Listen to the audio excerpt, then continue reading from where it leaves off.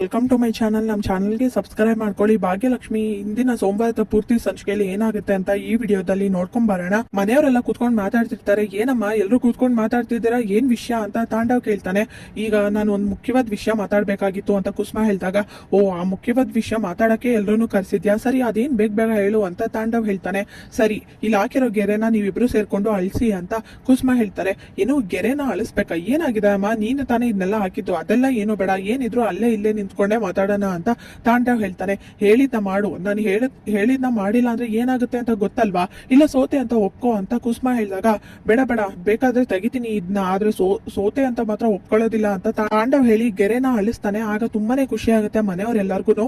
ಅತ್ತೆ ಏನ್ ಇದಕ್ಕಿದ್ದಾಗೆ ಗೆರೆನ ಅಳಿಸ್ತಿದ್ದೀರಲ್ಲ, ಏನಾಯ್ತು ಅಂತ ಭಾಗ್ಯ ಕೇಳಿದಾಗ, ಎಲ್ಲ ಒಳ್ಳೇದಾಗ್ಬೇಕು, ಇನ್ಮೇಲಿಂದ ಒಟ್ಟಿಗೆ ಕೂತ್ಕೊಂಡು ಎಲ್ಲರೂ ಊಟ ಮಾಡೋಣ, ಅಡ್ಗೆ ರೆಡಿ ಆಗಿದ್ಯಾ ಭಾಗ್ಯ ಅಂತ ಕುಸುಮ ಕೇಳ್ತಾರೆ. ಹಾ ಅತ್ತೆ ರೆಡಿ ಆಗಿದೆ ಅಂತ ಭಾಗ್ಯ ಹೇಳಿದಾಗ, ಇನ್ಮೇಲಿಂದ ತಾಂಡವ್ಗೂ ಸೇರ್ಸೆ ಅಡ್ಗೆ ಮಾಡು, ಯಾಕಂದ್ರೆ ನಮ್ ಜೊತೆನೆ ಕೂತ್ಕೊಂಡು ಅವ್ನು ಊಟ ಮಾಡ್ತಾನೆ, ಇನ್ಮೇಲಿಂದ ಈ ಮನೆ ಭಾಗ ಆಗಿರೋದಿಲ್ಲ, ಯಾವ ಕಡೆ ಯಾರು ಬೇಕಾದ್ರೂ ಓಡಾಡ್ಬೋದು ಅಂತ ಕುಸುಮ ಹೇಳ್ತಾರೆ. ಅಲ್ಲ ಕುಸುಮ ನೀನ್ ಕರೆಕ್ಟ್ ಆಗಿದ್ಯಾ ಅಲ್ವಾ, ಏನೂ ಆಗಿಲ್ಲ ಅಲ್ವಾ ಅಂತ ಕೈ ಮುಟ್ ನೋಡ್ತಾ ಇರ್ತಾರೆ. ಅಯ್ಯೋ ರೀ ಏನಾಗಿದೆ ನಿಮ್ಗೆ ಬಿಡಿ ಅಂತ ಧರ್ಮಗೆ ಕುಸುಮ ಹೇಳ್ತಾರೆ. ಅಲ್ಲ ಕರೆಕ್ಟ್ ಆಗಿದ್ಯಾ ತಾನೆ, ಇದ್ದಕ್ಕಿದ್ದಾಗೆ ನೀನು ಏನ್ ಮಗನ ಮೇಲೆ ಇಷ್ಟೊಂದು ಪ್ರೀತಿ ಕಾಳಜಿ, ಏನಾಗಿದೆ ನಿನ್ಗೆ ಅಂತ ಧರ್ಮ ಕೇಳಿದಾಗ, ಪ್ರೀತಿ ಕಾಳಜಿ ಅಂತ ಏನೂ ಇಲ್ಲ, ಎಲ್ರೂ ಒಟ್ಟಿಗೆ ಇರ್ಲಿ, ಭಾಗ್ಯ ತಾಂಡವ್ ಸಂಸಾರ ಸರಿ ಹೋಗಿ ಅವ್ರಿಬ್ರು ಖುಷಿಯಾಗಿರ್ಲಿ ಅಂತ ಅಷ್ಟೇ ಯೋಚನೆ ಮಾಡ್ತಾ ಇರೋದು ನಾನು ಅಂತ ಕುಸುಮ ಹೇಳ್ತಾರೆ.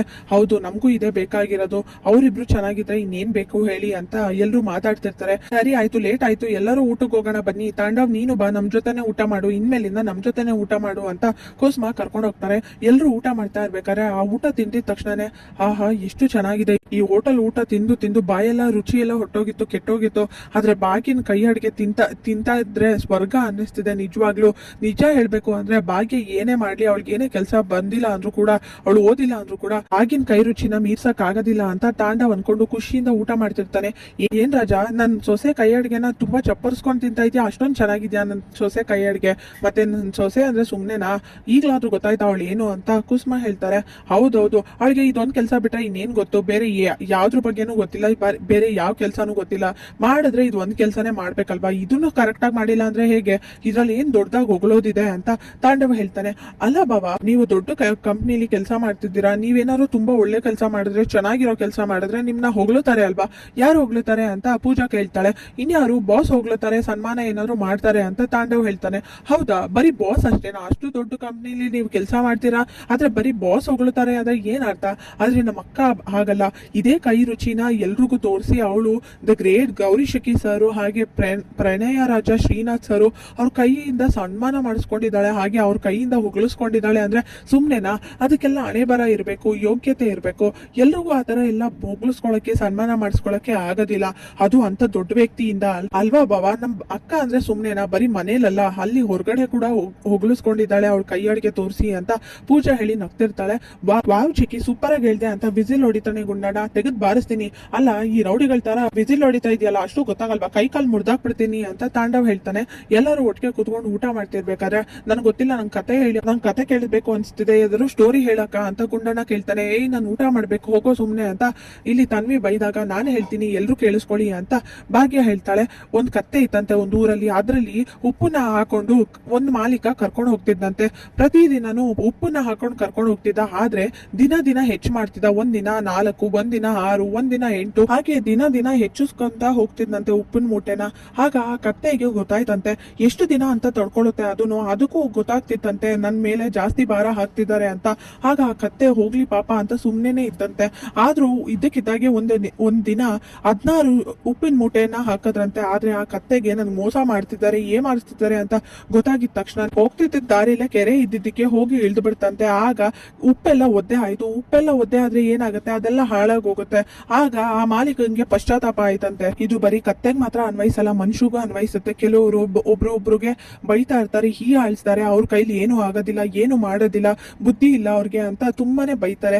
ಆದ್ರೆ ಕೊನೆಗೊಂದಿನ ಅರ್ಥ ಆಗುತ್ತೆ, ಅದು ತಾನೇ ಎಷ್ಟು ಅಂತ ಸಹಿಸ್ಕೊಳ್ಳುತ್ತೆ ಅಂತ ಬೇಜಾರ್ ಮಾಡ್ಕೊಂಡು ನೀವೆಲ್ಲ ಊಟ ಮಾಡ್ತಾ ಇರಿ, ಬರ್ತೀನಿ ಅಂತ ಭಾಗ್ಯ ಹೋಗ್ತಾಳೆ. ಆಗ ಕುಸುಮ ಕೂಡ ಬೇಜಾರಾಗುತ್ತೆ, ಪಾಪ ನನ್ ಸೊಸೆ ಅಂತ ಯೋಚನೆ ಮಾಡ್ತಿರ್ತಾರೆ. ಈತ ಪೂಜಾ ಫೋನ್ ಮಾಡಿ, ಹೇಗಿದ್ದಾರೆ ಭಾಗ್ಯ, ಚೆನ್ನಾಗಿದ್ದಾರ, ಆ ಶ್ರೇಷ್ಠ ಸುಮ್ನೆ ಇದಾಳ್ತಾನೆ ಅಂತ ಕೇಳಿದಾಗ, ಆ ಶ್ರೇಷ್ಠ ಏನೋ ಒದ್ದಾಡ್ತಾ ಇದ್ದಾಳೆ, ಆದ್ರೆ ಅವಳಿಗೆ ಬಾಯಿಗೆ ಗಂಟು ಹಾಕಿದ್ದೀನಿ, ಅವಳು ಮಾತಾಡಕ್ ಸಾಧ್ಯ ಇಲ್ಲ, ಕೈ ಕಾಲೆಲ್ಲ ಕಟ್ಟಾಕಿದ್ದೀನಿ, ಆದ್ರೆ ಭಾಗ್ಯಕ್ಕೆ ಅನುಮಾನ ಬಂದಿರೋದು, ಶ್ರೇಷ್ಠನ್ ಬೆನ್ನತ್ತಿದ್ದಾಳೆ, ಹೇಗಾದ್ರೂ ಮಾಡಿ ಸತ್ಯ ತಿಳ್ಕೋಬೇಕು ಅಂತ ಒದ್ದಾಡ್ತಿದ್ದಾಳೆ, ಏನ್ ಮಾಡೋದು ಗೊತ್ತಾಗ್ತಿಲ್ಲ ಪಾಪ ಅವಳು ಅಂತ ಪೂಜಾ ಮಾತಾಡ್ತಿರ್ಬೇಕಾದ್ರೆ ಇಲ್ಲಿ ಭಾಗ್ಯ ಯೋಚನೆ ಮಾಡ್ತಾ ಕೈ ಸುಟ್ಕೋತಾಳೆ ಅಡಿಗೆ ಮಾಡ್ಬೇಕಾದ್ರೆ.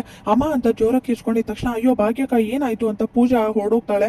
ಕುಸುಮ ಕೂಡ ಬಂದು ನೋಡ್ಕೊಂಡು ಕೆಲಸ ಮಾಡಕ್ಕಾಗಲ್ವಾ ಭಾಗ್ಯ, ಕೈ ಸುಟ್ಕೊಂಡಲ್ಲ ನೋಡು ಹೇಗಾಗಿದೆ, ಹೋಗು ಬೇಗ ಐಸ್ ಕ್ಯೂಬ್ ತಗೋಬಾ ಅಂತ ಕುಸುಮ ಹೇಳ್ತಾರೆ. ಅಯ್ಯೋ ಅದೆಲ್ಲ ಏನು ಬೇಡ ಬಿಡಿ ಅತ್ತೆ ಸರಿ ಹೋಗುತ್ತೆ ಅಂತ ಭಾಗ್ಯ ಹೇಳಿದಾಗ ನಿಂಗೆ ಅದೆಲ್ಲ ಗೊತ್ತಾಗೋದಿಲ್ಲ ಸುಮ್ಮನೆ ಇರು, ಪೂಜಾ ಹೋಗು ಐಸ್ ತಗೊಂಡ್ ಬಾ ಅಂತ ಕಳಿಸ್ತಾರೆ. ಏನ್ ಭಾಗ್ಯ ಯಾಕೆ ಈ ತರ ಮಾಡ್ತಿದ್ಯಾ, ನೀನ್ ಈ ತರ ಎಲ್ಲ ಮಾಡ್ಕೊಳ್ಳೋಳಲ್ಲ, ತುಂಬಾ ಹುಷಾರಾಗಿರ್ತೀಯ ಅಂತದ್ರಲ್ಲಿ ಈ ತರ ಕೈ ಸುಟ್ಕೊಂಡಿದ್ಯಾ ಅಂದ್ರೆ ನೀನ್ ನಿಜವಾಗ್ಲೂ ಏನೋ ಯೋಚನೆ ಮಾಡ್ತಿದ್ಯಾ ಅಂತ ನಂಗೆ ಅರ್ಥ ಆಗ್ತಿದೆ. ನಾವೇನು ಮೋಸ ಮಾಡ್ತಿಲ್ಲ, ನಿನ್ಗೆ ಏನು ಮುಚ್ಚಿರ್ತಿಲ್ಲ, ಅದೆಲ್ಲ ಬರೀ ನೀನ್ ಅನ್ಕೋತಾ ಇರೋದು ಅದೆಲ್ಲ ಸುಳ್ಳು.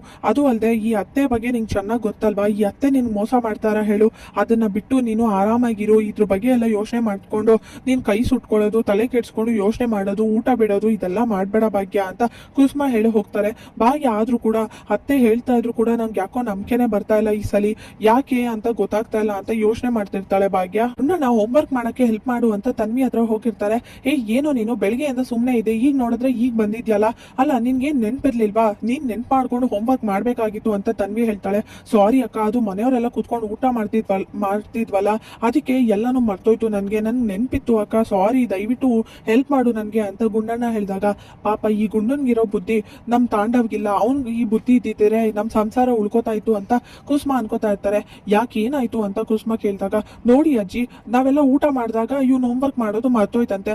ಅಲ್ಲ ಇವ್ನ್ ನೆನ್ಪಿರ್ಬೇಕಲ್ವಾ ಹೋಮ್ವರ್ಕ್ ಮಾಡೋದು, ಇವ್ನ್ ಸ್ವಲ್ಪನೂ ಭಯನೇ ಇಲ್ಲ, ಇವ್ನ್ಗೆ ಕೇರ್ಲೆಸ್ ಅಂತ ಬೈತಿರ್ತಾಳೆ ತನ್ವಿ.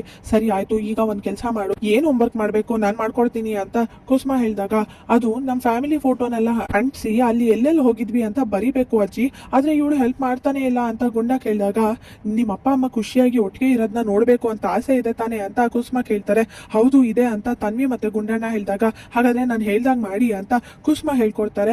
ಸರಿ ಆಯ್ತು ಅಂತ ಗುಂಡಣ್ಣ ತಾಂಡವ್ ಹತ್ರ ಹೋಗಿ ಪಾಪ ನಾನು ಹೋಮ್ವರ್ಕ್ ಮಾಡ್ಬೇಕು, ಈ ಅಕ್ಕ ನನ್ಗೆ ಹೆಲ್ಪ್ ಮಾಡ್ತಾ ಇಲ್ಲ, ನನ್ಗೆ ಗೊತ್ತಾಗ್ತಿಲ್ಲ ಏನ್ ಮಾಡೋದು ಅಂತ, ಪ್ಲೀಸ್ ಹೇಗಾದ್ರೂ ಮಾಡಿ ನನ್ಗೆ ಹೆಲ್ಪ್ ಮಾಡು ಪ್ಲೀಸ್ ಪಾಪ ಅಂತ ಗುಂಡಣ್ಣ ಕೇಳ್ಕೊತಾನೆ. ಏನೋ ನಾನ್ ಹೆಲ್ಪ್ ಮಾಡ್ಬೇಕಾ, ಈಗ ನೆನ್ಪಾಯ್ತಾ ನಿಮ್ ಪಪ್ಪ, ಅಲ್ಲ ಈ ತರ ಕೆಲಸ ಇದ್ದಾಗ ಮಾತ್ರ ಅಲ್ವಾ ನೆನ್ಪಾಗೋದ್ ನಿನ್ಗೆ, ನಿಮ್ಮಮ್ಮ ಬದ್ಲಲ್ಲ, ಇವಳ್ಗ ಹತ್ರನೇ ಹೆಲ್ಪ್ ತಗೋ, ಇವಳಿಗೆ ಎಲ್ಲ ಗೊತ್ತಿರುತ್ತಲ್ವಾ ಅಂತ ತಾಂಡವ್ ಹೇಳ್ತಾನೆ.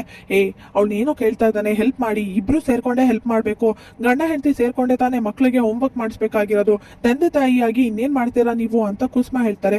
ಏನೋ ನಾನು ಇವಳ ಜೊತೆ ಹೋಮ್ವರ್ಕ್ ಮಾಡ್ಸದ, ಅಲ್ಲ ಇವಳಿಗೆ ಏನಾದ್ರು ಗೊತ್ತಿದ್ರೆ ತಾನೇ ಮಾಡ್ಸೋಕೆ, ಅದ್ರಲ್ಲೂ ಇವಳಿಗೆ ABCD ಗೊತ್ತಿಲ್ಲ ಅಂತದ್ರಲ್ಲಿ ಈ ಗುಂಡನ್ಗೆ ಏನ್ ಹೇಳ್ಕೊಡ್ತಾಳೆ ಇವಳು ಅಂತ ತಾಂಡವ್ ನಗ್ತಿರ್ತಾನೆ.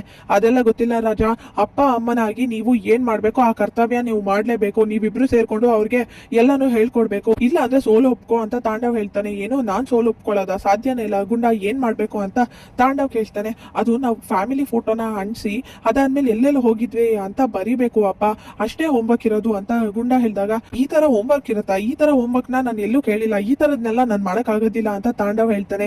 ಯಾಕಾಗೋದಿಲ್ಲ, ಹೋಮ್ವರ್ಕ್ ಕೊಟ್ಟಿದ್ದಾರೆ ಅಂದ್ಮೇಲೆ ಮಾಡ್ಲೇಬೇಕು, ಇಬ್ರು ಸೇರ್ಕೊಂಡ್ ಮಾಡಿ, ಇಲ್ಲ ಅಂದ್ರೆ ನನ್ ಕೈಲಿ ಆಗೋದಿಲ್ಲ ಅಂತ ಸೋಲ್ ಒಪ್ಕೋ, ನನ್ ಸೊಸೆ ಆದ್ರೆ ಅದನ್ನ ಮಾಡ್ತಾಳೆ ಅಂತ ಕುಸುಮ ಹೇಳ್ತಾರೆ.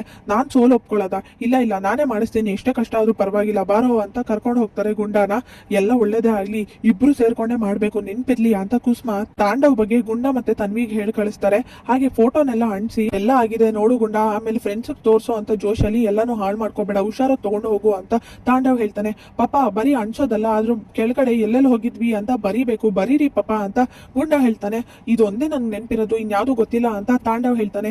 ಏನ್ ಪಾಪ ಅದೆಲ್ಲ ನಂಗೆ ಗೊತ್ತಿಲ್ಲ, ಬರೀಲೇಬೇಕು ನೀವು ಅಷ್ಟೇ ಅಂತ ಗುಂಡ ಹೇಳಿದಾಗ ಭಾಗ್ಯ ಇದ್ರ ಬಗ್ಗೆ ನಿನಗ್ ಗೊತ್ತಿರುತ್ತೆ ಅಲ್ವಾ ಅಂತ ಕುಸುಮ ಹೇಳ್ತಾರೆ. ಹೌದು ಅಮ್ಮ, ಇದ್ ನಿನಗ್ ಗೊತ್ತಿರುತ್ತಲ್ವಾ, ಹೇಳು ಎಲ್ಲೆಲ್ಲ ಹೋಗಿದ್ವಿ ಇದೆಲ್ಲ ನಿನಗ್ ಗೊತ್ತಲ್ವಾ ಹೇಳಮ್ಮ ಅಂತ ಗುಂಡ ಕೇಳಿದಾಗ ಬಾರಮ್ಮ ನೀನೆ ಬರೀ ಬಾ, ಪಕ್ಕದಲ್ಲಿ ಕೂತ್ಕೋ ಪಪ್ಪನ್ ಪಕ್ಕದಲ್ಲಿ ಅಂತ ಗುಂಡ ಕರೀತಾನೆ. ಹೋಗು ಭಾಗ್ಯ ಅಂತ ಕುಸುಮ ಹೇಳ್ತಾರೆ. ಪಕ್ಕದಲ್ಲಿ ಹೋಗಿ ಕೂತ್ಕೊಂಡಿದ ತಕ್ಷಣ ಮನೆಯವರೆಲ್ಲರಿಗೂ ತಾಂಡವ್ ಮತ್ತೆ ಭಾಗ್ಯ ಒಟ್ಟಿಗೆ ಕೂತಿರೋದನ್ನ ನೋಡಿ ಖುಷಿ ಆಗುತ್ತೆ.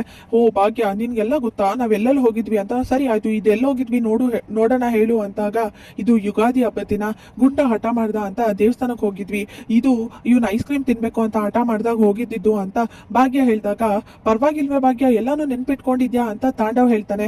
ಹೌದು ಕಣೋ, ನನ್ ಸೊಸೆ ಅಂದ್ರೆ ಸುಮ್ನೆನಾ, ಎಲ್ಲಾನು ನೆನ್ಪಿಟ್ಕೊಂಡಿರ್ತಾಳೆ, ನೀನ್ ಹಾಗೆ ಅವಳನ್ನ ಪ್ರಶ್ನೆ ಮಾಡಕ್ಕೆ ಅಂತ ಹೋದ್ರೆ ನೀನೇ ಸೋಲೋದು, ಇದನ್ನ ನೆನ್ಪಿಟ್ಕೋ ಅಂತ ಧರ್ಮ ಹೇಳ್ತಾರೆ. ಹಾಗೆ ಎಲ್ರು ಖುಷಿಯಿಂದ ಮಾತಾಡ್ತಿರ್ತಾರೆ. ನನ್ನ ಅನುಮಾನ ನಿಜ ಆಗದೆ ಇದ್ರೆ ಅಷ್ಟೇ ಸಾಕು, ಅತ್ತೆ ಯಾಕೆ ಈ ತರ ಮಾಡ್ತಿದ್ದಾರೆ, ಏನ್ ಉದ್ದೇಶ ಅಂತ ತಿಳ್ಕೊಬೇಕು ಮೊದ್ಲು ಅಂತ ಭಾಗ್ಯ ಯೋಚನೆ ಮಾಡ್ತಿರ್ತಾಳೆ. ಎಲ್ಲ ಒಳ್ಳೇದಾಗಿ ಇದೇ ತರ ಇರಬೇಕು, ಈ ತರ ಎಲ್ಲ ಒಗ್ಗಟ್ಟಿಂದ ಇದ್ರೇನೆ ಎಲ್ಲೂ ಹೋಗೋದಿಲ್ಲ ಅಂತ ಕುಸುಮ ಹೇಳ್ತಾರೆ. ಎಲ್ಲೂ ಹೋಗೋದಿಲ್ಲ ಅಂದ್ರೆ ಏನ್ ಅರ್ಥ ಆತೆ ಅಂತ ಭಾಗ್ಯ ಕೇಳ್ತಾಳೆ. ಅಂದ್ರೆ ಇವ್ನ್ ಬೇರೆ ಹೋಗ್ಬೇಕು, ಅಲ್ಲಿ ಇಲ್ಲಿ ಇಲ್ಲಿ ಅಂತ ಮಾತಾಡ್ತಾನಲ್ಲ ಡೈವರ್ಸು ಅಂತ ಅದ್ರ ಬಗ್ಗೆ ಹೇಳ್ತಾ ಇದ್ದೀನಿ ಅಷ್ಟೇ ಅಂತ ಕುಸುಮ ಹೇಳ್ತಾರೆ. ಭಾಗ್ಯಗೆ ಶ್ರೇಷ್ಠ ಮನೆ ಓನರ್ ಫೋನ್ ಮಾಡಿ ಇನ್ನು ಶ್ರೇಷ್ಠ ಬಂದಿಲ್ಲ ಅಂದಾಗ ಇನ್ನೂ ಬಂದಿಲ್ವಾ ಎಲ್ಲೋದ್ಲು ಮತ್ತೆ ಅಂತ ಭಾಗ್ಯ ಕೇಳ್ತಾಳೆ. ಏನೋ ಗೊತ್ತಿಲ್ಲ, ಅವಳು ಮದ್ವೆ ನಿಂತೋದಾಗಿಂದ ಯಾಕೋ ಒಂಥರ ಹುಚ್ಚಿ ತರ ಆಡ್ತಿದ್ಲು, ಎಲ್ಲೋದ್ಲೋ ಏನೋ ಅಂತ ಓನರ್ ಹೇಳ್ತಾರೆ. ಸರಿ ಅಮ್ಮ, ವಿಷಯ ಗೊತ್ತಾದ್ರೆ ಹೇಳಿ, ನನಗೂ ಗೊತ್ತಾದ್ರೆ ಹೇಳ್ತೀನಿ ಅಂತ ಭಾಗ್ಯ ಕಟ್ ಮಾಡಿ ತಾಂಡವ್ ಹತ್ರ ಮಾತಾಡಕ್ ಹೋಗ್ತಾರೆ. ಶ್ರೇಷ್ಠ ಎಲ್ಲಿ ಅಂತ ಕೇಳ್ತಾಳೆ ಭಾಗ್ಯ. ಹೌದಾ, ಶ್ರೇಷ್ಠ ಎಲ್ಲೋದ್ಲು ಅಂತ ಇಡೀ ಜೇಬೆಲ್ಲ ಹುಡುಕ್ತಾ ಇರ್ತಾನೆ. ಅಯ್ಯೋ, ಶ್ರೇಷ್ಠ ಇಲ್ಲೇ ಇದ್ಲು ಅನ್ಸುತ್ತೆ, ನೀನ್ ಯಾಕೆ ಶ್ರೇಷ್ಠನ ಹಿಂದೆನೆ ಬಿದ್ದಿದ್ಯಾ, ನಿನ್ಗೆ ಯಾಕೆ ಬೇಕು ಅವಳು ಅಂತ ತಾಂಡವ್ ಕೇಳ್ತಾನೆ.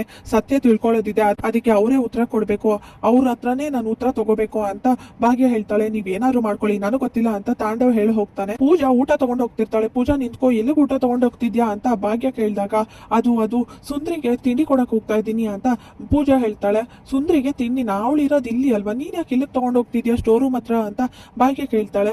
ಆಗ ನಾನು ಸ್ಟೋರ್ ರೂಮ್ ಅಲ್ಲೇ ಇರೋಣ ಅಂತ ಅನ್ಕೊಂಡಿದೀನಿ, ಇನ್ನು ಎಷ್ಟು ದಿನ ಅಂತ ಇಲ್ಲಿರೋದು, ನಾನು ಸ್ಟೋರ್ ರೂಮ್ ಅಲ್ಲೇ ಇರ್ತೀನಿ ಅಂತ ಸುಂದ್ರಿ ಹೇಳ್ತಾಳೆ. ನನಗೋಸ್ಕರ ಅದಕ್ಕೆ ತಿಂಡಿ ತಗೊಂಡ್ ಬರ್ತಿದ್ದಾಳೆ ಅಂತ.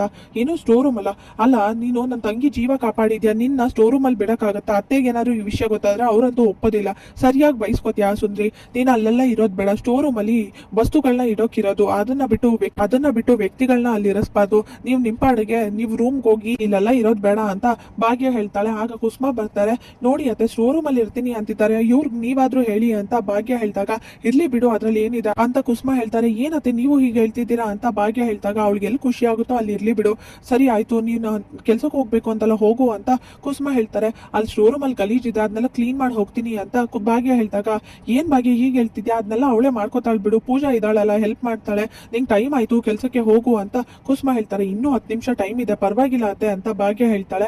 ಏನ್ ಬೇಡ ಭಾಗ್ಯ, 10 ನಿಮಿಷ ಅಂದ್ರೆ ಏನಾದ್ರೂ ಕೆಲಸ ಇರುತ್ತೆ, ಅದನ್ನ ನೋಡ್ಕೊ, ಅಡಿಗೆ ಮನೇಲಿ ಬ್ಯಾಗ್ ಪ್ಯಾಕ್ ಮಾಡ್ಕೋಬೇಕು, ಹೋಗು ನೀನು ಅಂತ ಹೇಳಿ ಕಳಿಸ್ತಾರೆ ಭಾಗ್ಯನ. ನಾನೇ ತಿಂಡಿ ತಗೊಂಡೋಗ್ತೀನಿ ಕೊಡಿ ಅಂತ ಕುಸುಮ ತಿಂಡಿ ತಗೊಂಡೋಗ್ತಾರೆ. ಆಗ ಶ್ರೇಷ್ಠ ಅಲ್ಲೆಲ್ಲೂ ಕಾಣಿಸೋದಿಲ್ಲ. ಏನ್ ಆಂಟಿ ಎಲ್ಲರೂ ಹೊರಟೋದೆ ಅಂತ ಭಯ ಪಟ್ಕೊಂಡ್ರ, ನಾನು ಎಲ್ಲೂ ಹೋಗೋದಿಲ್ಲ ಅಂತ ಇಲ್ಲಿ ಕುಸುಮನ ತಳ್ಳಿ ಸ್ಟೋರ್ ರೂಮ್ ಇಂದ ತಪ್ಪಿಸ್ಕೊಂಡು ಹೊರಗಡೆ ಬರ್ತಾಳೆ. ಭಾಗ್ಯನ ನೋಡಿದ ತಕ್ಷಣ ಶಾಕ್ ಆಗುತ್ತೆ. ಶ್ರೇಷ್ಠ ನೀನೇನ್ ಇಲ್ಲಿ ಅಂತ ಕೇಳಿದಾಗ, ನಿಂಗೆ ಸತ್ಯ ಹೇಳ್ಬೇಕು ಅಂತ ಶ್ರೇಷ್ಠ ಓಡೋಗ್ತಾಳೆ. ನೀನ್ ಹೇಗ್ ಬಂದೆ ಇಲ್ಲಿಗೆ ಅಂತ ಭಾಗ್ಯ ಹೇಳಿದಾಗ, ಅದು ತಾಂಡವ್ ಬಗ್ಗೆ, ನನ್ನ ಮದ್ವೆ ಹುಡುಗನ ಬಗ್ಗೆ ಸತ್ಯ ಹೇಳ್ತೀನಿ ಅಂತ ಶ್ರೇಷ್ಠ ಹೇಳ್ತಾಳೆ. ಎಲ್ರಿಗೂ ಶಾಕ್ ಆಗುತ್ತೆ. ಇಲ್ಲಿಗೆ ಸೋಮವಾರದ ಪೂರ್ತಿ ಸಂಚಿಕೆ ವಿಡಿಯೋ ಮುಕ್ತಾಯವಾಗಿದೆ. ವಿಡಿಯೋ ಇಷ್ಟವಾಗಿದ್ರೆ ಲೈಕ್ ಮಾಡಿ, ಶೇರ್ ಮಾಡಿ, ಕಮೆಂಟ್ ಮಾಡಿ, ಹಾಗೆ ಸಬ್ಸ್ಕ್ರೈಬ್ ಮಾಡಿ.